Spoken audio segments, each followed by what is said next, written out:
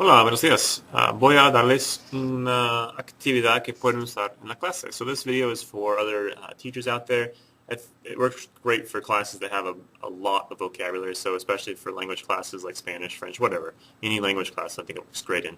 And what it is you can be used as a game. You could probably set up some sort of reward system, kids win points or something like that. Typically, I just do it for a learning experience. They don't usually get points for doing it. It's just kind of a fun way to have them learning or reviewing vocabulary. So let me give you some. Let me tell you what it's called and tell you how it works. So the game is called contraseña, which means password, and of course it would work in any language, I think. And what I do is I take a couple of volunteers to come up to the front of the class. And what's going to happen is I'm going to pick a word. I'm going to write it down. I usually write it down on my little whiteboard here. So, for example, I might write down the word nadar on the whiteboard.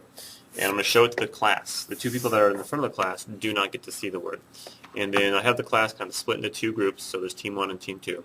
So say Team 1, you're first. So what Team 1 has to do is as a collective, they decide one word, and only one word, but it's one word to tell their representative in front of the class.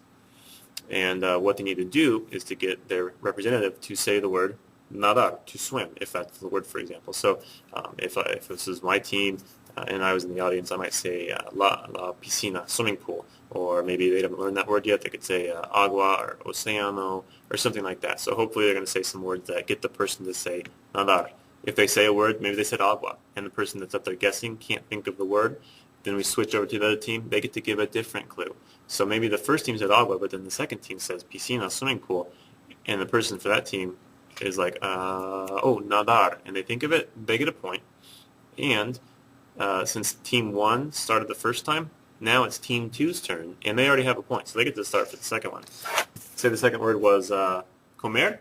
So I show the class, I hold up the board, show the class the word comer, and then that person tries to guess comer. So they might say tomar, which also means to, can also mean to eat, or I mention a food item like hamburguesa, hamburger, or papas fritas, or whatever, and try and get the person to say jugar. If they get it, if the person says jugar, they get a point.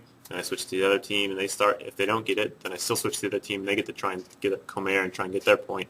And it just goes back and forth. And you can, if you make it like a 10-point limit, it's going to take you a little while, like a half hour probably, because it's a time-consuming game. If it's just 5 points, it might take like 10, 15 minutes. But it's a good way to get them to review vocabulary.